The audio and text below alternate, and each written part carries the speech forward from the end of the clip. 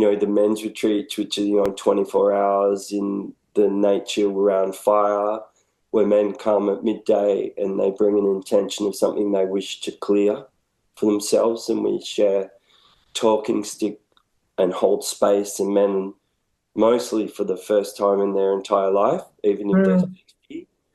So we have guys ranging so far probably from late 20s to maybe 65.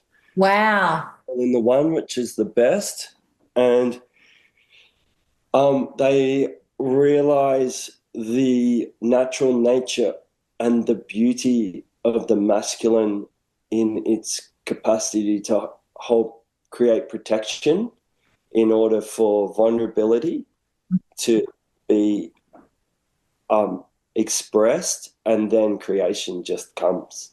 You don't even need to provide solutions. They're just everywhere. Like, it's incredible. Like, one other man's expression is another man's solution, and he's not even talking to the other man's problem. That's not how